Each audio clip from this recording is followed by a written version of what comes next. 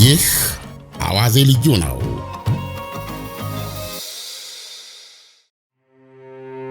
አንድ ቀን ከካፒቴን ልዑል አባተ ጎን ፈርስት ኦፊሰር ወይም በዘልማድ አጠራር ኮፓይለት ዮናስ መኩሪያ ቦታውን ይዟል።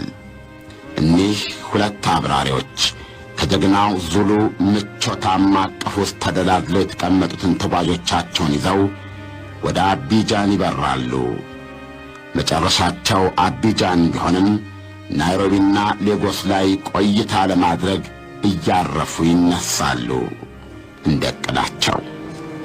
ይህ ረጅም ጉዞ ደንበኞችን የመንከባከብ ረጅም የሥራ ሰዓት የሚጠይቃቸው ከ6 ያላነሱ ሆስቴሶችን ያካትታል። ከዘንካታ ቁመናቸው ከጨዋ ስነ ምግባራቸውና መስተንግዷቸው ጋር የአየር መንገዱ ማራኪ ገጽ ናቸው። ከነዚህ መካከል የ33 ዓመቷ ሆስቴስ ትዕግስት ማሩ አንዷ ነች። ስሟ ለዚህ ዝግጅት ሲባል ተቀይሯል፣ የብዕር ስም ሆኗል። በላይ በቀለ የኢትዮጵያ ቴሌቪዥን ጋዜጠኛ በሰፈር ልጅነት ያውቃታል። እሷን ሲያስብ ይህ ዜማ ትዝ ይለዋል። ጀምር ጨዋታ ዳር ዳር ልበልልሽ፣ ላንሳልሽ ጨዋታ ዳር ዳር ልበልልሽ፣ የትዝታን የትዝታን የትዝታን ነገር እስኪ ልግለጽልሽ እያለ ሄዳል። ይሄ ዘፈን የማሙል ነው። ትዝ የሚለኝ ምሽት ነው። የት አምሽቼ እንደመጣሁ አላስታውስም፣ ግን በታች በእነሱ መንገድ ዳር ነው ቤቷ፣ በእኛ መውጫ ጋር ነው እና አምሽቼ አንድ ሰዓት ተኩል ይሆናል። ጨለማ ነው። ስመጣ እኔ ወደ ቤቴ የምመጣው በሷ በር በኩል ነበር ማልፈው። ነጭ ፒካፕ ቶዮታ ይመስለኛል፣ ነጭ ፒካፕ መኪና አለ። እርግጠኛ ነኝ ቦይፍሬንዷ ነው እና እሷን እየጠበቀ ነው። ልክ እኔ እዛ ስደርስ እዛ አካባቢ ልክ መኪናው ጋር እየደረስኩ እያለ እሷ ከቤት ከበር ወጥታ ወደ መኪናው ስትሄድ ልክ ይሄን ዘፈን የመሐሙድን ዘፈን ከፈተ፣ ይሰማ ነበረ። እሷ ገባች፣ ተሳሳሙ። ከዛ በኋላ ሄደች እና ያ ዘፈኑ ህሊና ውስጥ ቀርቷል። ወደ ቤት ስገባ ዞሎ በርካታ ኢትዮጵያንን ብቻ ነበር የሚያሳፈረው፣ የተለያዩ ሀገር ዜጎችንም ነበረ። ኬንያዊው ማይክል ኦዶኒዮም አንዱ ነበረ፣ ቢዝነስማን። ዓርብ ዕለት ሙሉውን ቀን ወደ አየር መንገዱ በየዕለቱ ስልክ እየደወልኩ ቦታ በመጠየቅ አሳለፍኩ። በኋላ ምሽቱን 5 ሰዓት ገደማ ደውዬ ስጠይቅ እስቲ ወደ አየር ማረፊያውናና ማድረግ የምንችለው ካለ እንሂድ አሉኝ። አንዳንዴ ሳስበው የዚህ የአውሮፕላን ተጓዥ የሆንኩት ራሴን አስገድጄ ነው ብዬ አስባለሁ። የአውሮፕላኑ ፊት አጠገብ አሜሪካዊ ፍራንክ ፓንቼ ሃደል ወንበራቸው ላይ እንደተቀመጡ ናቸው። ወደ 60 ዓመት ገደማ የሚጠጉት እኚህ አሜሪካዊ በቦምቤ የአሜሪካ መንግሥት ቆንስላ ናቸው፣ ኮንሱል ጄኔራል። ብቻቸውን አልነበሩም። እኔና ባለቤቴ ወደ አፍሪካ በመሄድ የአራዊት ጉብኝት ለማድረግ ወሰንን። በቀን መብረር የፈለግነው ለደህንነቱ የተሻለ ስለሆነ ነው። ስለዚህ የኢትዮጵያ አየር መንገድን መረጥኩ። ምክንያቱም ከመላው አፍሪካ የበረራ ባለስልጣን ማረጋገጫ ካላቸው 2 የአየር መንገዶች አንዱ ስለሆነ ነው። የበረራ 961 ዙሉ ካፒቴን ልዑል አባተ በዚህ ጎልማሳ ዕድሜው 42 ዓመቱ ነበር። የ11,000 ሰዓት የበረራ ልምድ አካብቷል። በሌላ አነጋገር ከምድራዊ ሕይወቱ 1 ዓመት ከ3 ወር ያህሉን የሰማይ ኬላዎችን በማቆራረጥ አሳልፏል። የተፈተነ የሰማይ ሰው ነው። ዛሬም እንዲሁ። ቀኑ ብሩህ ነበር፣ የጠራ ሰማይ፣ ሁሉም ነገር መልካም ነበር። ኢኮኖሚክ ክፍል ውስጥ ወንበር እንዳገኘው ኬንያዊ ማይክል ኦዶኒዮ ሁሉ ወደ ናይሮቢ የሚበር አንድ ሌላ ታዋቂ ሰው ነበረ፣ መሐመድ አሚን። የ1977ቱን ድርቅ ለዓለም በማሳወቅ በድርቅ የተጎዱ ወገኖቻችንን ከእልቂት አፋፍ ለመመለስ በተደረገው ዓለም አቀፍ ርብርብ ከማንም ቀድሞ መረጃውን ለዓለም በመበተን ትልቁን ድርሻ ያበረከተ ጉምቱ ጋዜጠኛ ፊልም አንሺ ነበረ። መሐመድ አሚን ስሙን የተከለው በኢትዮጵያ እንደሆነ ሁሉ ግራ እጁን የሚያጣው በኢትዮጵያ ነው። በበቅሎ ቤት ፍንዳታ ግንቦት 27 1983 አሁን በተቆረጠ ግራ እጁ ምትክ አርቲፊሻል ክንድ አጥልቋል። ካሜራውን ታጥቋል። ለሌላ ገድል ለሌላ ዜና እየተጓዘ መሆን አለበት ብሎ መገመት ይቻላል። እውነቱ ግን ያ አልነበረም። ወደ ቤቱ ነበር የሚጓዘው። ዙሉ በረራ 961 አውሮፕላን አሁን 175 ሰው አሳፍሯል። ይህን ያህል ቁጥርም እንዲይዝ የነዳጅ ጋኑን ጢምጥቅ ከማድረግ ተቆጥቧል። ምክንያቱም ናይሮቢ ለቆይታ ሲያርፍ ተጨማሪ ነዳጅ ይሞላልና። እንዲህ አይነቱ አሰራር በነዳጅ ጭነት ምትክ የተጓዦችን ብዛት ለማበራከት የሚያስችል የተለመደ አሰራር ነው። ካፒቴን ልዑል አባተና ሌሎች ባልደረቦቻቸው ዙሉ እያሉ የሚጠሩት ይህ ምስጉን አውሮፕላን አፍንጫውን አሹሎ ወደ ሰማይ በለመደ ብቃቱ ሲያስገመግም ዕድሜያቸው በሃያዎቹ አጋማሽ ውስጥ የሆኑ 3 ወጣት ተሳፋሪዎችም ወንበራቸው ላይ እየተረጋጉ ነበር። መንፈሳቸው የታወከ ክፉ አሳቢ የዙሉ የብቃት ትከሻ ላይ ሊሳፈሩ የማይገባቸው ልብ ሰባሪዎች ነበሩ። በእነሱ ሥራ የረገፉ የተፈቱ የወደሙ ሕይወቶች ከአንጀት ደም ከዐይን እምባ ይጨምቃሉ። ዙሉ ካፕቴን ልዑል የጠየቁትን አደረገ። መሬት ለቆ ሰማይ ገባ። ስንነሳ ሁሉም ነገር ጥሩ ነበር። ከሆስተሶቻችን አንዷ ቡና፣ ወተት፣ ሻይ ያስፈልገን እንደሆነ ጠየቀችን። አዎ ቡና ያስፈልገናል፣ 2 አርጊው። ካፒቴን ልዑልና ኮፓይለት ዮናስ መኩሪያ ለራሳቸው ቡና በፈቀዱበት ሰዓት ጋላቢው ዙሉ 175 ተጓዦችን አሳፍሮ ሽቅብ 12 ኪሎ ሜትር ከፍታ ላይ ደርሶ በሰላም እየበረረ ነበረ።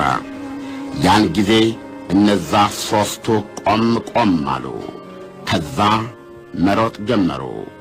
ጎልማሳው ኬንያዊ ቢዝነስማን ያስታውሳል። ከኋላ ጩኸት ሰምቼ ዞር ስል አንድ ሰው ሆስተሶቹን እየገፈታተረ ወደፊት ሲሮጥ ተመለከትኩ። አሜሪካዊ ዲፕሎማት እውነቱን በተሰበረ ስሜት ለራሳቸው አረዱ። ወጣቶቹን ሲሮጡ እንደተመለከቷቸው አሃ ጠለፋ ነው የተቀነባበረ። ተጓዦች እርስ በርስ በድንጋጤ ተያዩ። የገባቸውና ያልገባቸው ነበሩ። ከዛም የአውሮፕላኑ የኮክፒት አካባቢ የውካታ ድምፅ ተሰማና በሩ ጓ ብሎ ተዘጋ። ለ2 ስኒ ቡና በተከፈተ የአብራሪዎች በር በኩል 3ቱ ጠላፊዎች ገፈታትረው ገብተዋል። የራሱን የአውሮፕላኑን የእሳት መከላከያና ለአደጋ ጊዜ አገልግሎት መስበሪያና መክፈቻ ይሆን ዘንድ የተንጠለጠለ የእሳት አደጋ ቀይ መጥረቢያ አንስተው ይይዘዋል። ፊት ላይ ትንሽ ትርምስ ነበር። ፓይለቱ ላይ ጥቃት እንደተፈጸመበት የሚመስል አይነት ነገር። 3 ነበሩ። ይጮኻሉ። ቀጥታ እንደሄዱ ኮፓይለቱን መደብደብ ጀመሩ። ተነሳ ከዚህ 11 ነን፣ የምንፈልገውን ፈጽም፣ አለበለዚያ አውሮፕላኑን አየር ላይ በቦምብ እናጋየዋለን። ኮፓይለቱ ላይ ጉዳት አታድርሱበት እንጂ ያላችሁትን ሁሉ አደርጋለሁ። ካፒቴን ልዑል ምርጫ የለውም። ካሁን በኋላ የሙያውና የህሊናው ታዛዥ አይደለም። በ11,000 ሰዓት የበረራ ሕይወቱ 2 ጊዜ እንዲህ አይነት አስከፊና ቀፋፊ ጣፈንታ ገጥሞች በሰላም ተወጥቶ ያውቃል። የአሁኑ ለ3ኛ ጊዜ መሆኑ ነው። በረዳት አብራሪ ወንበር ላይ ራሱን የሰየመው አንዱ ጠላፊ ቀዩን መጥረቢያ እንደ እንጨት ፈላጭ እየወዘወዘ ወደ እሱ ዞሯል። ከአውሮፕላኑ ዱቲ ፍሪ ላይ መደርደሪያው ላይ ያገኙትን ውስኪ አንስቶ እንደ መምቻ ለመጠቀምም የማይመለስ ሌላ ጠላፊ ደግሞ ከኋላው ከአናቱ በኩል ቆሟል። ካፒቴኑ ብቻውን ነው። ደግነቱ ለእንዲህ አይነቱ ክስተት እንግዳ ለመሆኑ ነበረ። እንደውም ቤተኛ ነው። ከአሁኑ ጋር ለሶስተኛ ጊዜ መጠለፉ ነበረ። የመጀመሪያው በሀገር ውስጥ በረራ ላይ ያለው ሲሆን 2 የእጅ ቦምብ የያዙ ጠላፊዎች አስገድደውኝ ወደ ናይሮቢ ሄድኩ። ሁለተኛው ደግሞ ከጥቂት ዓመታት በኋላ ቦይንግ 767 እያበረረ ሳለ ነበር። ያኔም ሆስተሶችን ታጋች ያደረጉ ጠላፊዎች መጡና አውሮፕላኑ ተጠልፏል፣ ወደ ስዊድን መሄድ እንፈልጋለን አሉኝ። በሁለቱም ገጠመኞች የጠፋም ሆነ የቆሰለ ሕይወት አልነበረም። በማንኛውም ሁኔታ ውስጥ የተጓዦችን ሕልውና ጠብቆ በሰላም ወደ መሬት በማሳረፍ ብልሃቱ ካፒቴኑ ተሳክቶለት ነበረ። አሁንም ካፒቴን ልዑል ተስፋና ቁርጠኛነት አለው። እንደምንምና እንደማንም ተጓዦቹን ያለ አንዳች ጉዳት ለቤታቸው ለማብቃት አስበዋል ከተቻለ። ምክንያቱም እነኛዎቹ ያቀረቡት ጥያቄ ያልጠበቀው ነበር። ወደ አውስትራሊያ ብረር። ምን? ወደ አውስትራሊያ ብረር። አውስትራሊያ በጣም ሩቅ ነው። እዛ ሊያደርስ የሚችል በቂ ነዳጅ የለንም። ብትፈልግ ወደ ናይሮቢ ወይም ዛንዚባር አሊያም ዳሬ ሰላም መሄድ እንችላለን። ከዚያም ነዳጅ ከሞላም በኋላ ወደ አውስትራሊያ እንሄዳለን። በእርግጥም ዙሉ ወደ አውስትራሊያ ለመብረር የሚያስችል ነዳጅ ቀርቶ አልተነሳም። አሁን የያዘው ለ3 ሰዓት ተኩል ያህል አየር ላይ የሚያቆየው ነዳጅ ብቻ ነው። ጠላፊዎቹ ግን ይህን አያውቁም። አውሮፕላን ላይ ያሉ ከየፊት ወንበር ኪስ ውስጥ ከሚሸጎጡ የአየር መንገዱ መጽሔቶች ላይ አንብበው የተረዱት ቦይንግ 767 አውሮፕላን ለረጅም ሰዓት ያለማረፍ መብረር እንደሚችል ነበረ። እናም አውስትራሊያ የ10ና የ11 ሰዓት ጉዞ ስለሆነ ቀጥል አሉት። እሱም የአውሮፕላኑ የመብረር ያለመብረር ችሎታ ሳይሆን የነዳጅ መኖር አለመኖር መሆኑን ቢያስረዳቸውም አላመኑትም። ሆን ብዬ የማታልላቸውን የመሰላቸው አውሮፕላኑ ወደ አውስትራሊያ መሄድ እንደሚችል አምነዋል። ካፒቴን ልዑል በጣም ደነገጠ። እኒህ ሰዎች የሚፈልጉት ምን እንደሆነ ከሱ ውጭ የሚያውቅ የለም። እነሱ የጠየቁትን ዝም ብሎ ቢታዘዝ አውሮፕላኑ ውቅያኖስ ውስጥ ይከሰከሳል። ያን ሳያደርግ ቢቀር ደግሞ ከሰማይ በቦምብ ፍንዳታ ይጥሉት ይሆናል። ምርጫው አማራጭ አልነበረውም። ከሞትና ከሞት ምረጥ። ሆስተሶቹ ጠለፋ መከሰቱን ለመንገደኞቹ ጠቆሙ። ደንግጠውና ተጨንቀው ተጓዦች ምን ይመጣ ይሆን ብለው ተሰቀዙ። ከጎኑ የተሳለ መጥረቢያ አናቱ ላይ ተጠግቶ የጎደለ የውስኪ ጠርሙስ የተደገነበት ካፒቴን ልዑል አባተ ከኮክፒቱ የተለያዩ መለኪያዎች መካከል የነዳጅ መለኪያውን እያሳየ ከጠላፊዎቹ ጋር ይዳረቃል። ለ11 ሰዓት በረራ የሚያበቃ ነዳጅ ብንጭን ኖሮ እዚህ ጋር ክብደቱ 60,000 ኪሎ ግራም ያመለክት ነበር። ያን ያህል ነዳጅ ግን አንይዝም። የምንይዘው የሚያስፈልገን ነው። ጠላፊዎቹ ግን በፍጹም አላመኑትም። አያውቁም፣ አያምኑም። ቦምብ ይዘናል የምንለውን የማታደርግ ከሆነ አውሮፕላኑን በቦምብ እናፈነዳዋለን አሉት። ካፒቴኑ ምን ይባል? ቢጋጫቸው ቦምባቸው፣ ቢተዋቸው ደግሞ የአውሮፕላኑ ነዳጅ አየር ላይ እንዳለ ሊያልቅ ነው። ሁለቱም በር ወደ ሞት ብቻ ያወጣል። ስሜት የሚነግረኝ የምር ቦምብ እንዳልያዙ ነበር። ነገር ግን እርግጠኛ መሆን የምችልበት መንገድ የለም። አንዱ የእሳት አደጋ መጥረቢያውን ይዟል። ከባድ ጉዳት ለማድረስ በቂ መሳሪያ ነው። እኔ በሕይወት ከሌለው ማንም በሕይወት አይኖርም። ያ ነው በቃ።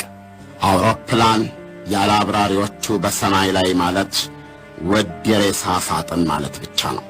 ይህን የአሉሚኒየም ባቡር መዘወር የትምህርትና የዓመታት ልዩ ሥልጠና የሚጠይቅ ሙያ ነው። እናም ፓይለቶች ወደ አየር ከወጡ በኋላ የሚኖሩት ለራሳቸው ብቻ ሳይሆን ለሁላችንም ተጓዦች ነው። ስለዚህም ካፒቴኑ ከጎናቸውና ከአናታቸው ላይ የተደገነበትን አደጋ በትዕግሥት ማሳለፍ አለበት ተርፎ ለማትረፍ። ባለመጥረቢያው ጠላፊ ተጓዦችን ማነጋገር እፈልጋለሁ አለ። ማንሽም ምንም እንዳትሞክሪ፣ አውሮፕላኑን ጠልፈናል። ሌላ ነገር ብናይ በያዝነው ቦምብ አውሮፕላኑ ይጋያል። በአማርኛ፣ በእንግሊዝኛ፣ በፈረንሳይኛ። የፓይለቶች ፍቅር ዙሉ ቦይንግ 767 አውሮፕላን በረራ ቁጥር 961 ጉዞ ከጀመረ ግማሽ ሰዓት አልፏል። ከ9/11 በፊት የነበረው ፖሊሲ የጠላፊዎቹን ትዕዛዝ መከተል ብቻ ነበረ። ፓይለቶች የሰለጠነው ለማብረር እንጂ ለመፋለም አይደለም። መንገደኞች ካሉበት አልተንቀሳቀሱም። የሚሆነውን በእርጋታ ይጠብቃሉ። አሁን ወዴት ይወስዱን ይሆን? ሱዳን ወይስ ለንደን? እዛው ተደራድረው እዛው ይለቁን ይሆን ወይስ ከአንዱ ከተማ ወደ ሌላ ከተማ ያንጦለጥሉን ያንከራትቱን ይሆን? አቤት እስኪ አንተ ታውቃለህ ይላሉ የበረራ 961 ተጓዦች በሙሉ።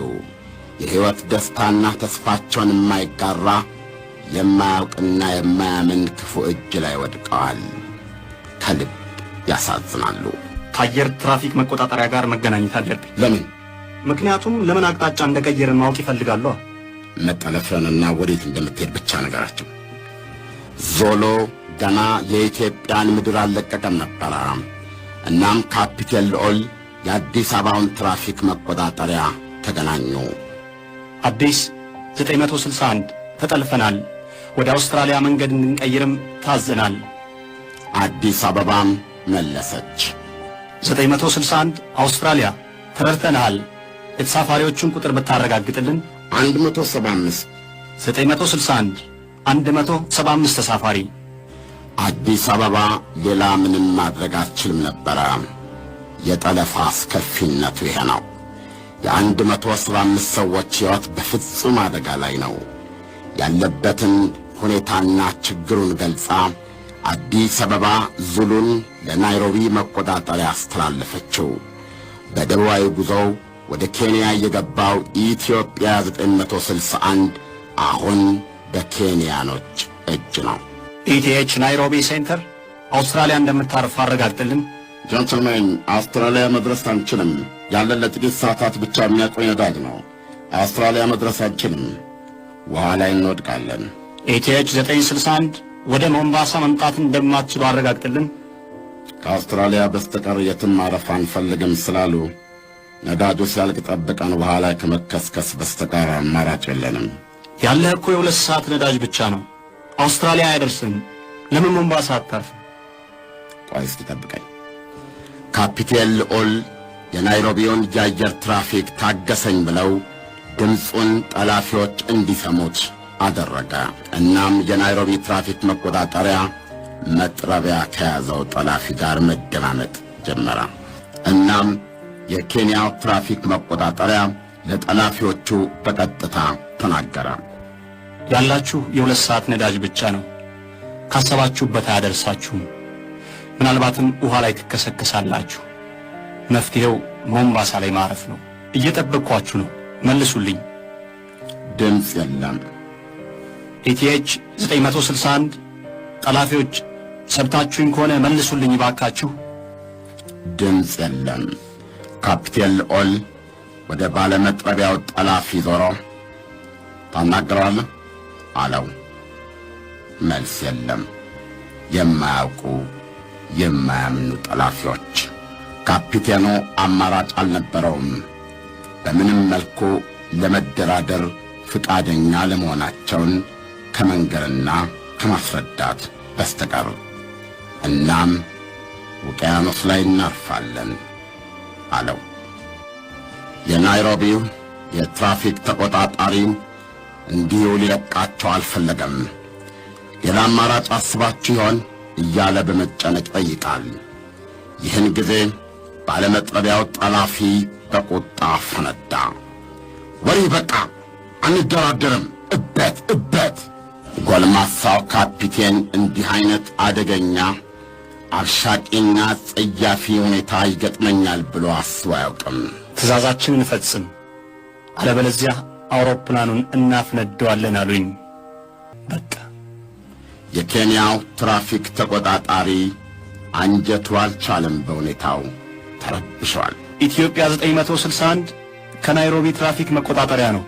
ትሰሙኛላችሁ? ከዛ በኋላ መልስ የለም። ለአውስትራሊያ ጉዞ ከሚያስፈልገው የነዳጅ መጠን ውስጥ ጥቂት ብቻ የሞላው የኢትዮጵያ አየር መንገድ አውሮፕላን 175 ተሳፋሪዎቹን ያዘና በ14 ሚሊዮን ዶላር ወጪ የተገዛ አውሮፕላን ዕጣ ፈንታው በማያውቁና በማያምኑ ጠላፊዎች እጅ ወድቋል። ልዑል አባተ የጠላፊዎቹን ትዕዛዝ ወደ ጎን አድርጎ መውጫ ዘዴ ማፈላለግ ጀመረ።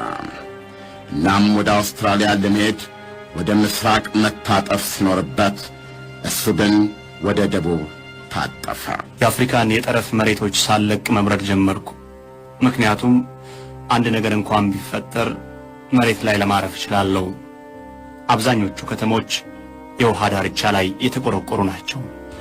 ራሱን በተፈነከተውና አሁን ወደ ኋላ ከተሳፋሪዎች ጋር መቀመጫ እንዲይዝ በተገደደው ፈርስት ኦፊሰር ቢንያም መኩሪያ ቦታ ላይ የተሰየመው ባለመጥረቢያው ጠላፊ በመስኮት በኩል ወደ ውጪ ተመለከተ። ካፒቴኑን እንዳልታዘዘውና እያታለለው መሆኑን አወቀ። አሁንም መሬት ይታየኛል፣ አዙር አውሮፕላኑን አለ። አውስትራሊያ ለመሄድ ውቅያኖሶችን ማቋረጥ ግድ ነበርና ነው። አሁን ካፒቴን ልዑል አባተ የተረፈው አማራጭም ሆነ ምርጫ የለም፣ ሞትን ዓይኑን አፍጥጦ መጋፈጥ ብቻ። ስለዚህም የዙሉን አፍንጫ ያለ በቂ ነዳጅ ወደ ምስራቅ አዞረው። አውሮፕላኑ የአፍሪቃን የብስ ለቀቀ። ከስሩ ውሃ ብቻ፣ ለሰዓታት የማይዘለቅ ውሃ። እንዲህም ሆኖ የካፒቴኑ ጭንቅላት ሥራ ፈታም። አሁንስ ሕይወት ማዳን የሚቻልበት መንገድ ይኖር ይሆን? በአጠገቤ ቻርት አልነበረኝም፣ ምክንያቱም በኮፓይለቱ በኩል ነው የነበረው። ግን ትንሽ አትላስ ነበረችኝ። እናም አውጥቼ ስመለከት የኮሞሮስ ደሴትን አየኋት። ኮሞሮስ በአፍሪቃ አህጉርና በማዳጋስካር ደሴት መካከል የተሰነቀረች ትንሽዬ ደሴት። ይቺ በህንድ ውቅያኖስ ላይ ቁጢጥ ያለች የቱሪስቶች መዳረሻ የኒህ መከረኛ ተጓዦች ብቸኛ ተስፋ። የእሷ አየር ማረፊያ ላይ በሰላም ማረፍ ከቻሉ። ስለ ቦታው ምንም የማውቀው ነገር አልነበረም። ኮሞሮስ የሚለውንም ስም ሰምቼ አላውቅም። አውሮፕላኑን ወደዚያ ቀናሁት። የመላምት ጉዞ ነበር። በመጨረሻም የኮክፒቱን የተጨነቀ ዝምታ የኮምፒውተር ማስጠንቀቂያ ሰበረው። አውሮፕላኑ ያለው ነዳጅ ከ30 ደቂቃ በታች የሚያቆይ ብቻ ነው የሚል ማስጠንቀቂያ። ነዳጁ ከሞላ ጎደል አልቋል። የደሴቷ ሰማይ ላይ ደረስን። ነዳጅ እየተሟጠጠ ነበር። ከዚህ በኋላ ርቀን መሄድ የለብንም ብዬ ወሰንኩ። ደሴቷንም መዞር ጀመርኩ። ጠላፊዎቹ ከዲዩቲ ፍሪ ያነሱትን ውስኪ መጠጣት ጀመሩ። አዎ፣ በእርግጥ እኔም አብሬያቸው እንድጎነጭ ፈልገው ነበር። እምቢ አልኳቸው። ማስጠንቀቂያ ድጋሚ ተሰማ። አንደኛው ሞተር ሙሉ በሙሉ ነዳጅ አያገኝም። ስለዚህም እያቆመ ነው። ካፒቴን ልዑል አንድ ነገር ማድረግ አለበት በፍጥነት። 12 ኪሎ ሜትር ከፍታ ላይ ያለ የቀኙ ሞተር በይፋ ተዘጋ። ካፒቴኑ የሰለጠነበትን የአደጋ ወቅት እርምጃዎች ወዲያውኑ መጠቀም ነበረበት። ኤፒዩ መክፈት ነበረበት። ረዳት የኃይል ምንጭ ኦግዚለሪ ፓወር ዩኒት ማለት ነው።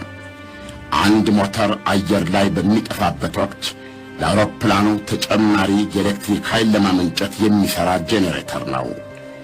12000 ኪሎ ሜትር ላይ በቦይንግ ፍጥነት ካፒቴኑ የገጠመውን የህልውናና የሙያ ፈተና ብዙዎቹ መንገደኞች አያውቁም ነበረ። ካፒቴን ልዑል ሞተሩን ያጣሁት 39000 ጫማ ላይ ነው። ሞተሩ በማይሰራበት ሁኔታ ወደ ላይ መቀጠል አልችልም። በአንድ ሞተር ብቻ ስለሆነ ዞሎ በአንድ ኩላሊቱ ብቻ ጉዞውን እንደ በፊቱ በፍጥነት ሊቀጥል አልቻለም። እንዲህ ሲሆን ደግሞ አየሩ አውሮፕላኑን ወደ ላይ አይገፋውም።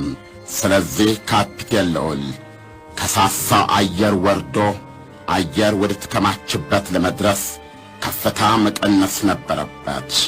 ጥቅጥቅ አየር በአንድ ኩላሊቱ ያለውን የዙሉ ክንፎችን በአለበት ሁኔታ በተረጋጋ ሁኔታ እንዲበር ያስችለዋል። አንድ ሞተሩ ቆሞምና ፍጥነቱንም ቀንሶ የተሰናከለው አውሮፕላን የትንሿ ኮሞሮስ ደሴት ላይ መድረስ የሚችልበት ዕድል አለው። ርዕሰ ከተማዋ ሞንሮኒ ላይ አየር ማረፊያ አለ። ጠላፊዎቹን ማሳመን ከቻለና እሺ ካሉት የአደገኛ ጉዞ ያለ እልቂት ሞንሮኒ አየር ማረፊያ ላይ በሰላም ሊፈጸም ይችላል። ጠላፊው ምንድነው 1000 ጫማ ቁልቁል ወርደናል እኮ አላው ካፒቴኑን። ካፒቴኑም ሞተሩ ሲቆም የአውሮፕላኑ ከፍታ ይወርዳል፣ ወደድክም ጠላህም ይወርዳል አለው። ብቻውን ውስኪ በሚራጩና መጥረቢያ በደገኑ ጠላፊዎች መካከል ሆኖ የያኔው ጎልማሳ የአሁኑ የ54 ዓመት ሰው ካፒቴን ልዑል አባተ መንገደኞች ያሉበትን ሁኔታ አውቀው ሕይወታቸውን ሊታደጋቸው የሚችል ዝግጅት እንዲያደርጉ መንገር እንዳለበት አመነ። ጠላፊዎች ወደዱም ጠሉ ለመንገደኞቹ ማሳወቅ ነበረበት። ክቡራን መንገደኞች፣ የማናግራችሁ ፓይለታችሁ ነኝ። ነዳጅ አልቆብናል። አንድ ሞተርም እየጠፋብን ነው። በአደገኛ ሁኔታ ማረፍ ይኖርብናል። ኬንያዊ ቢዝነስማን የሁኔታው አስጊነት ገባው። ፓይለቱ አደገኛ አስተራረፍ ከማድረግ ውጪ አማራጭ እንደሌለው ሲነግረን ነገሩ የሞት ሽረት ጉዳይ መሆኑን አወቅ። ካፒቴን ልዑል የብቻ ትግሉን የሁሉም በማድረግ አንዳች የተሻለ መፍትሄ ለማድረግ መንገደኞችን በግልጽና በድፍረት ተማጸነ። አንዱን ሞተር አጥተናል አለ። እናም መንገደኞች ከወንበራችሁ ተነስታችሁ እነዚህ ጠላፊዎች ላይ አጸፌታ እንድትሰጡ ይሁን አለ። ከጥሪው ቀጥሎ አንዳች አይነት ንቅናቄ እንዲጀመር ጠብቆ ነበረ። ሥራውም በውጥረት እያከናወነ አውሮፕላኑንም እያበረረ አሜሪካዊ ዲፕሎማት ካፒቴኑ እየተጠቀመበት የእንግሊዝኛ ቃል ሪያክት ለሁሉም የሚገባ ግልጽ ሆኖ አላገኙትም ነበር። ካፒቴኑ ያለው ጠላፊዎቹ ላይ አጸፋ ውሰዱ ነው። እንግዳ ሐረግ ነው። ማንም ምላሽ አልሰጠውም። አንዱ ምክንያት የካፒቴኑ አነጋገር የተለመደ መደበኛ እንግሊዝ አለመጠቀሙ ነው። ግጠሟቸው ለማለት የተለመደው አነጋገር ቴክ ኦን ዴም አለማለቱ ሁለተኛው ነጥብ ነው። ካፒቴኑ በዚህ መልኩ ለመናገር የተገደደበት ጠላፊዎቹ እንዳይነቁበትና እኛም ሚስጥሩ ገብቶን እንድንረዳው ነበር። በእርግጥም ምክንያቱ መጨረሻ ላይ ያሉት ነበረ። ባለመጥረቢያው ጠላፊ ራሱን ኮፓይለት አድርጎ ሰይሟል። ማንም ምንም ባላደረገበትና የካፒቴኑ የድረሱልኝ ጥሪ ምላሽ ባላገኘበት ሁኔታ አንድ ተሳፋሪ ግን ገብቶታል። ይህ ተሳፋሪ ሕይወቱን ሙሉ አደጋን ከፊት ለፊት በሬን ከነቀንዱ ፊት ለፊት መፋለም የለመደ ጀግና ነው። ሚሊዮን ኢትዮጵያውያን ለከፋ ድርቅና ረሃብ በተጋለጡበት 1977 ድርቅ ካሜራና አምባውን ይዞ የረሃብተኛ ጎጆ ሰተት ብሎ በመግባት ዓለም ስለ ኢትዮጵያውያን ድህነት ዊ አር ዘ ወርልድ ብሎ እንዲጣመርና እንዲረባረብ በማስቻል የከፋው አደጋ እንዲቀለበስ ታላቅ የጋዜጠኛነት ሚና የተጫወተ ሰው ነው። እንደገና በዝችው በፍቅርም በጠብም በማትለቀው የኢትዮጵያ ጉዳይ በ1983 ግንቦት 27ቱ የበቅሎ ቤት ፍንዳታ ወቅት እሳትና ፍንዳታ መሃል ቆሞ ሲቀርጽ በፍንጣሪ ግራ እጁን ያጣና ለአርቲፊሻል ክንድ የተዳረገ ጀግና ነው። ዛሬ ግን ወደ ቤቱ ሄዶ በቤተሰቦቹ መሃል በሰላም ለመገናኘት ነበረ ፍላጎቱ። ነገር ግን በውስኪ ጭላጭና በጀብደኛነት ሰፍረው ምን ያህል ቆራጥ እንደሆንን አሳይሃለሁ፣ አብረን እንሞታለን የሚሉ ጠላፊዎች በዚህ ሁሉም ባለቀበት ሰዓት እንኳ በሙያው የሚችለውን እንዳያደርግ የታገደውና እባካችሁ አጽፌታ ውሰዱባቸው ብሎ ለሕይወቱ ሳይሳሳ ጥሪ ያደረገውን ጀግና ካፒቴን የነፍስ ጥሪ አውቆለታል። ነዳጅ አልቋል። አንድ ሞተሩ ጠፍቷል። በዚህ ጊዜ ነበረ መንገደኞቹ ጠላፊዎቹን በቁጥጥር ስር እንዲያውላቸው በድፍረት ካፒቴኑ ጥሪ ማድረግ የነበረበት። ከአንድ መሐመድ አሚን በስተቀር ለጥሪው ምላሽ ለመስጠት የደፈረ አልነበረም።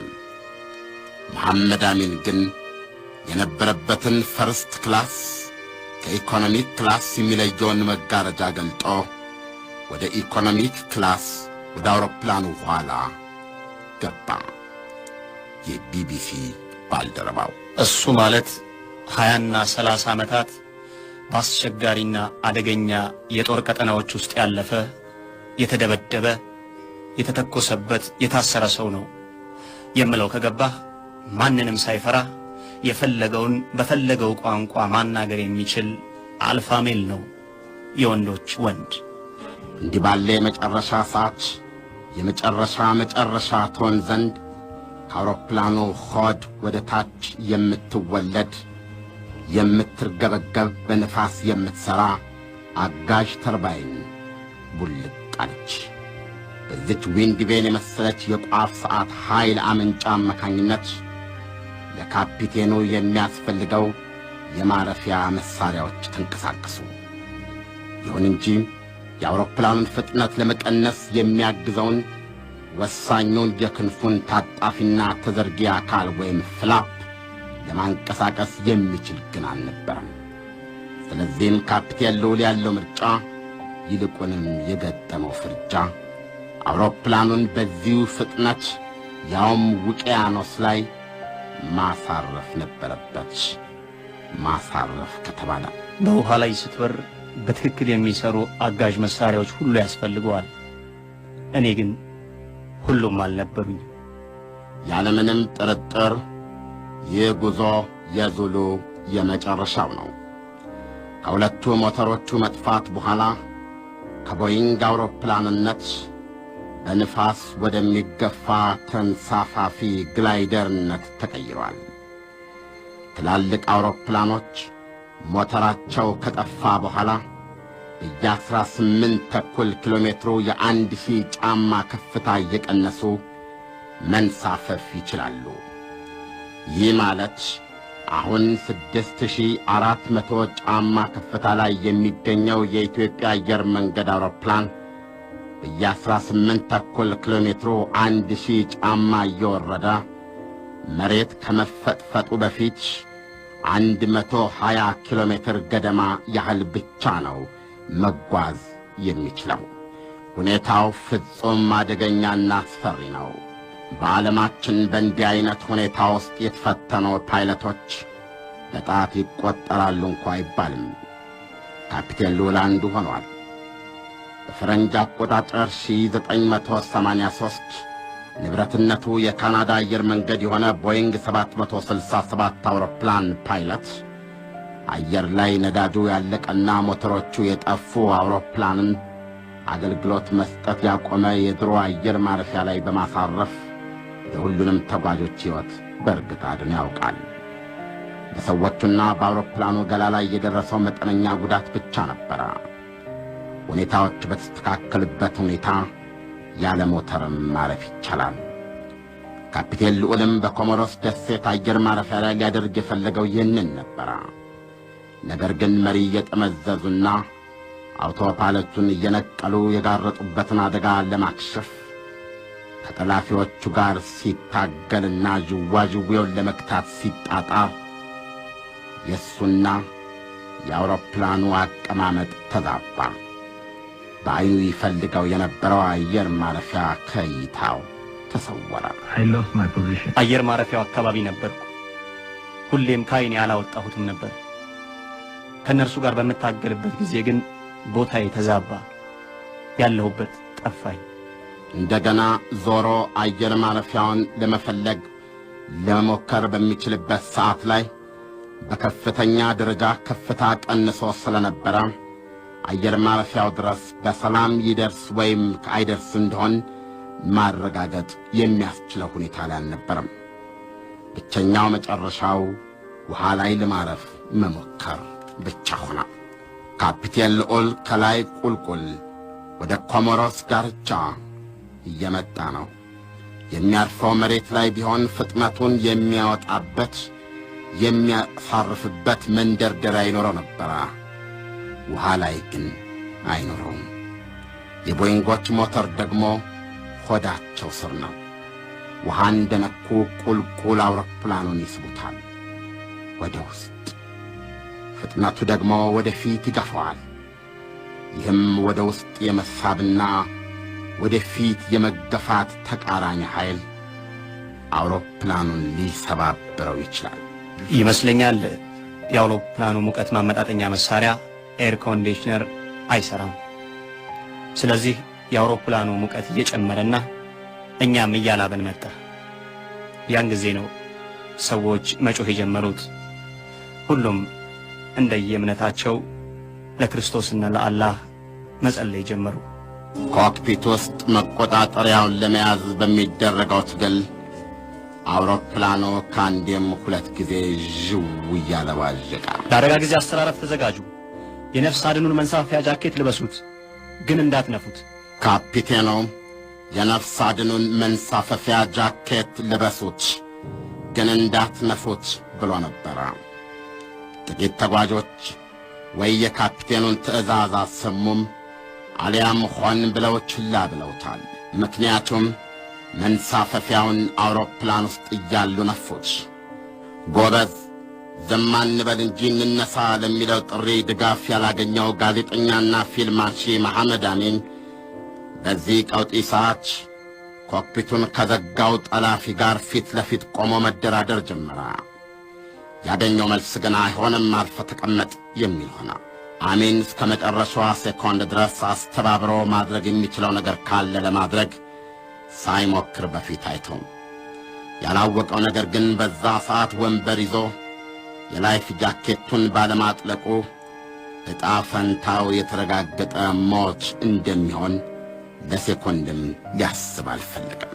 ጠለፋው ከተጀመረ ወዲህ ለመጀመሪያ ጊዜ ካፒቴን ልዑል እገዛ አገኘ። ምክንያቱም የጠነከረና የገነተረውን የአውሮፕላኑን መቆጣጠሪያ ብቻውን መዘወር ከብዶታል። እርዳታ ያስፈልገኛል አለ በላብ ተጠምቆ ለጠላፊዎቹ። የተፈነከተውና ደሙ የደረቀለት ረዳት ፓይለት ዮናስ መኩሪያ ወደ ኮክፒቱ አሁን ገና ተመልሶ ገባ። አብሮም መታገል ጀመረ። ኮሞሮስ በህንድ ውቅያኖስ ላይ ጉብ ያለች ትንሽዬ ደሴት ናት። የቱሪስቶች መዝናኛ ናት። አሁን የበረራ 961 የኢትዮጵያ አየር መንገድ ቦይንግ 767 አውሮፕላን መጨረሻ እንድትሆን ዕጣ ፈንታ አጭቷታል። እናም አውሮፕላኑ ድንገት በቱሪስቶች አናት ላይ መጣ። ገና ተጋብተው አፍላ ፍቅራቸውን በደሴቷ ሰላምና ውቅያኖስ ትንፋሽ ውስጥ እያጣጣሙ የነበሩ ባልና ሚስት እንደ ሌሎች ቱሪስቶች ሁሉ በድንጋጤና በመገረብ አውሮፕላኑን ቀና ብለው አዩት። ሙሽራዋ የኋላ የ$60 ሚሊዮን ገቢ ያስገኘላትን ቪዲዮ ካሜራ ወደ አውሮፕላኑ ላይ አነጣጠረች። እስከ መጨረሻው ተከተለችው። ጭራው ላይ አረንጓዴ፣ ቢጫ፣ ቀይ መለያውን አርጎ ወደ ግራው ዘንበል ብሎ በጭንቋ ሰዓት ወደ ውቅያኖሱ እየመጣ የነበረው የኢትዮጵያ አየር መንገድ አውሮፕላን በሰዓት 360 ኪሎ ሜትር ፍጥነት ላይ ነበረ። ይህን ፍጥነት ይዞ ማረፍ ፈጽሞ የማይሞከር ቢሆንም አማራጭ የለውም። ነዳጅም ሞተርም ተስፋውንም አጥቷል። እናም የግድ ማረፍ አለበት። ፍጥነቱን ለመቀነስ የሚረዳው ፍላፕ አይሰራም፣ ምክንያቱም በቂ ኃይል አያገኝምና። እስከዚህም ድረስ አውሮፕላኑ የደረሰው በአጋዧ ተርባይን ኃይል ብቻ ነው። በረራ 961 ዙሉ የኢትዮጵያ አየር መንገድ አውሮፕላን 175 ሰዎች ሕፃናትን ጨምሮ እንዳሳፈረ በሰዓት 370 ኪሎ ሜትር እየበረረ ያለ አገሩ ያለ ደንቡ ውቅያኖስ ነካ። በመጀመሪያ መነካካት ላይ አውሮፕላኑ ነጠረ። በእፎይታ ተነፈስኩ። ዋው! ከውሃው ጋር የተነካካ ነው በኃይል በሆነ ግጭት ነበር። አውሮፕላኑ ይሄን ተቋቁሞ እንደማይተርፍ ስሜቱ ነበረኝ። ለሶስተኛ ጊዜ ገጭ ሲል ኦ ሞትኩ አልኩና ራሴን ሳትኩ። በአደገኛ ሁኔታ ነው ያረፍነው። አውሮፕላኑ 3 ቦታ ተሰባበረ። ኮክፒቱ፣ ዋናው አካልና ጭራው ለየብቻቸው ተከፋፍለው መስመጥ ጀመሩ። በሁሉም አቅጣጫ ውሃ ወደ ውስጥ መጉረፍ ጀመረ። በዚህ የአውሮፕላኑ መሰባበር ያልሞቱ መንገደኞች በውሃ ከመበላት ራሳቸውን ለማትረፍ መፍጨርጨር ጀመሩ። ውሃው ወደ ውስጥ በመጉረፉ አውሮፕላን ውስጥ እያሉ የነፍስ አድን ጃኬቱን የነፉ መንገደኞች ከአውሮፕላኑ አካል ጋር እንደ ተጣበቁ ለመውጣት ሲሞክሩ የተነፋው ጃኬት ሽቅብ ወደ ላይ የገፋ ከአውሮፕላኑ ኮርኒስ ጋር አጣበቃቸው። ብዙዎች በመስመጥ ላይ በነበሩት የዙሉ አካላትና ክፍሎች ታፍነው ለአየር እንደታገሉ ወደ ታች ሰጠጡ። ውሃ አልፈራም። ለትምህርት ቤቴ ዋና ወዳደር ነበር። ቀበቶዬን ለመፍታት ስሞክር ዘለበቱን ለማግኘት አልቻልኩም። ዝም ብዬ ወደ ታች እንደ ሱሪ ያወለኩት። ከዚያም ራሴን በዋና ወደ ላይ መግፋት ጀመርኩ። በአውሮፕላኑ ኋላ በኩል የፀሐይ ብርሃን አየሁ። ወደዚያው አቅጣጫ ለመዋኘት ወሰንኩ። በመውጣት ላይ ያለው ከወንበሩ ለመላቀቅ የሚታገል አንድ መንገደኛ እግሬን ያዘኝ። ኦ አምላኬ፣ ይህም አለለካ ሊያሰጥመኝ ይችላል ብዬ አሰብኩ። ወደ ኋላዬ ሳልራገጥ ዝም ብዬ ወደ ፊቴ በመዋኘት እግሬን አስለቀቅኩና ወደ ውጭ አንገቴን ብቅ አደረግኩ። በጣም ድካም ተሰምቶኛል። ቀና ብዬ አየሁና ይሄ ገነት ነው እንዴ ብዬ ጠየቅኩ። ምክንያቱም በእውኔ ይሁን ሞቼ በዚያን ሰዓት እርግጠኛ አልነበርኩ። ኮፓይለቱን በል እንግዲህ አምልጥ ብዬ ልነግረው ዞር ስል አልነበርም። ያን ጊዜ አሁን ራሴን ማውጣት አለብኝ አልኩ። ውሃ ላይ እየተንሳፈፍኩ እያለሁ ነቃሁ። በሕይወት አለሁ አልኩ። ከዚያም በቀኝ በኩል ሚስቴን ፍለጋ ተመለከትኩ። የለችም። ልቤ ሰመጠ። ወደ ግራ ዞርኩ። ይቻት አገኘኋት፣ እንደኔው እየተንሳፈፈች። ሁሉም ነገር ፊልም ይመስላል። የወንድ ውቅያኖስ ከውሃው በላይ ጃኬት ለብሰው የሚንሳፈፉና የሞቱ መንገደኞች ገላ ሞላው። ዋናተኛው ኬንያዊ የአውሮፕላኑን ተንሳፋፊ የጭነት ወለል ላይ ተንጠልጥሎ ነፍስ አድኖችን ይጠብቃል። ዙሉ በርካታ ቦታ ተሰባብሮ ሙሉ በሙሉ ወድሟል። በዙሪያዬ ነገሮች ተሰባብረው ይታያሉ። የአውሮፕላኑ ጭራ ከኔ ርቆ ነው የሚታየው። እንዲሆናል ብዬ በፍጹም አልጠበቅኩ። ፍላጎቴ መንገደኞችንና ራሴን ጭምር ከአውሮፕላኑ በሰላም ማውጣት ነበር። ካፒቴን ልዑል አሁን ከውሃው ወጥቷል። ነገር ግን በመንገደኞች ላይም ሆነ በጠላፊዎቹ ላይ ምን እንደደረሰ አያውቅም። የማብረር ክህሎቱ በዚህ በማይቻል ሁኔታ ውስጥ በርካታ ሰዎች ማትረፍ ግን ችሏል። ደግነቱ ደግሞ አውሮፕላኑ ያረፈበት አካባቢ ውሃ በጣም ጥልቀት የሌለው ከመሆኑ የተነሳ አንዳንዶች ያለ ዋና ተራምደው መውጣት ችለዋል። የአካባቢው ሰዎችና ቱሪስቶች በፍጥነት ደርሰው መረባረብ ጀመሩ። ከመገጨት ለጥቂት የተረፉ ጠላቂ ዋናተኞች ሕይወት ፍለጋ ጠለቁ። ለማመን በሚያስቸግር አስገራሚ ዕድል በደሴቷ ለመዝናናት የመጡ የፈረንሳይ ዶክተሮችም ነበሩ። በውሃ ተሞልተው አየር ተዘግቶባቸው የነበሩ ወዲያውኑ ወደ ሕይወትና ወደ እስትንፋስ እንዲመለሱ ማድረግ ቻሉ። በመጨረሻ ቁጥራው ከ175 መንገደኞች ውስጥ 50 ያህሉ በሕይወት ተረፉ። በምድር አፍሪካ መሳ የለሽ የሆነው የሁላችን የኢትዮጵያን ኩራት አየር መንገዳችን ያሰለጠነውና የካነው የካፒቴን ልዑል የሙያ ስልጠት፣ ልምድና ሐሳብ አመንጭነት ባይታከልበት ኖሮ ይህ ጉዞ ያለ ብላክ ቦክሱ ያውም ተፈልጎ ከተገኘ ማንምና ምንም ለወሬ ነጋሪ የማይተርፍበት ፍጹማዊ እልቂት በሆነ ነበረ። ነገር ግን በካፒቴኑና በኮፓይለቱ ክህሎት ከተጓዦች መካከል 1/3 በሕይወት ወጡ። ያለ አንዳች ፓወር መደበኛ የፍጥነት መቀነሻ ታጣፊዎች ክንፎቹ ፍላፕ በማይሰሩበት ሁኔታና ቦይንጎች ለማረፊያ ከሚጠቀሙበት ፍጥነት በላይ 100 ኪሎ ሜትር ያህል እየከነፈ በ370 ኪሎ ሜትር ፍጥነት ነው ካፒቴን ልዑል አውሮፕላኗን ያሳረፋች። ግን ወደ መሬት አካል ተጠግቶ እንዲያርፍ ማድረግ ችሏል።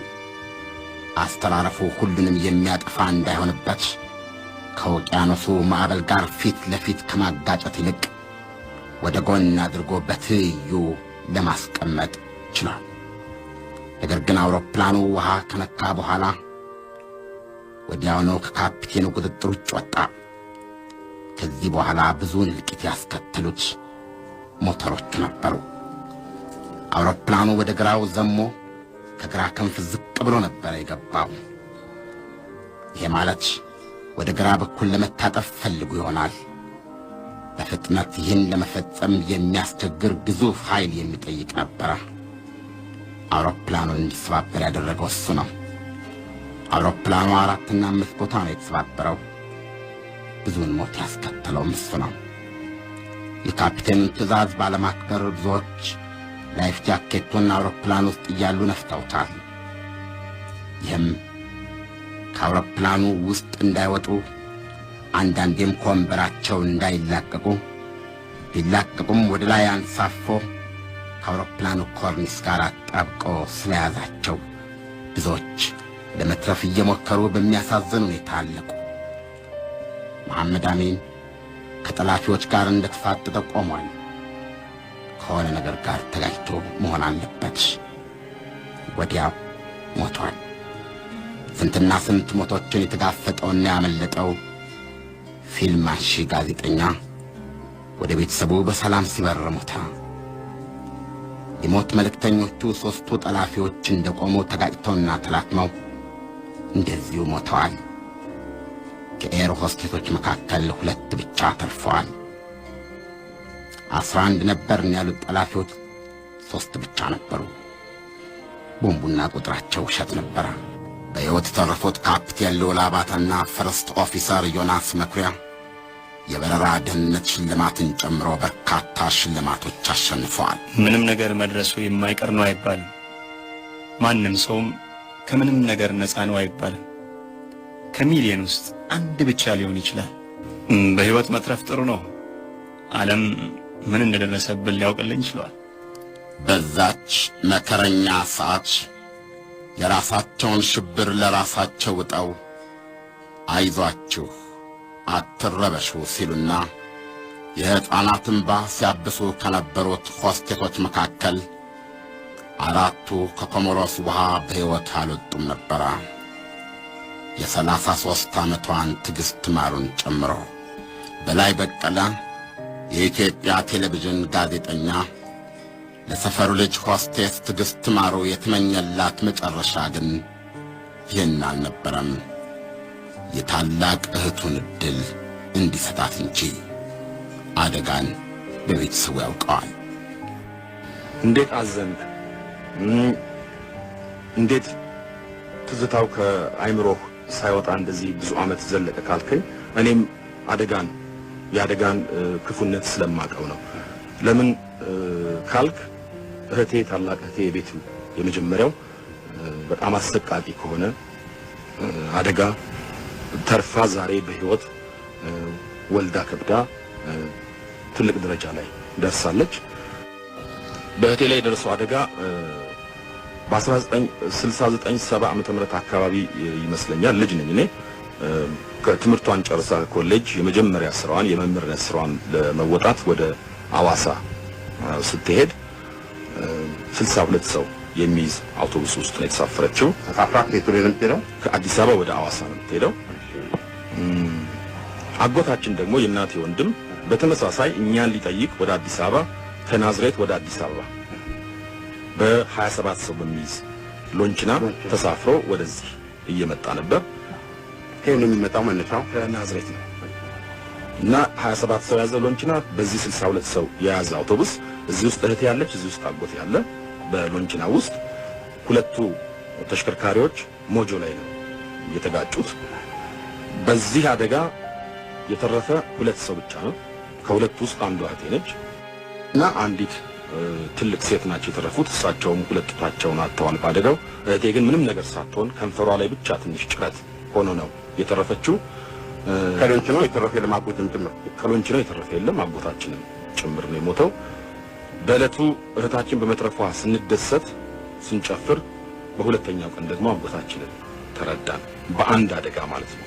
ለእናት ግን በአንድ በኩል ልጃቸው ተረፈችላቸው፣ በሌላ በኩል ወንድማቸው በተመሳሳይ አደጋ አጣቸው እና ይሄ በእኛ ቤት ላይም ደርሶ ስለነበር ዛሬ ልጅ አላገባችም አልወለደችም እና ይመስለኛል ለቤተሰብም እንደዚሁም ለሚያውቃት ሁሉ ትልቅ ሐዘንም ይሄ ነው። ቢያንስ ተክታ ልጅ ተክታ ወይም ዘር ተክታ ብታልፍ ኖሮ ቢያንስ መጽናኛ ይሆናቸው ነበር ለቤተሰቡም እና በእህቴ ስለማውቀው አደጋን ለዛ ነው ሁልጊዜ ማለት የትን እድል ተመኝተላት ነበር። ቢያንስ ተርፋ ትልቅ ደረጃ ዛሬ ትልቅ ሴት ትሆን ነበረ እና በእውነት ሁልጊዜ እነዛን ግድ የለሾች እጅግ ነው የምወቅሳቸው። ህዳር 14 1989 ብራ የጠራ ሰማይ ብሩህ ቀን። ሁሉም ነገር ደስ ይላል፣ ሁሉም ነገር ያሳዝናል። ኮሞሮስ ትዝታ የጋረደው መንገድ። ይህ አዋዜ ልዩ ነው። ላይክ፣ ሼር፣ ሰብስክራይብ ያድርጉ።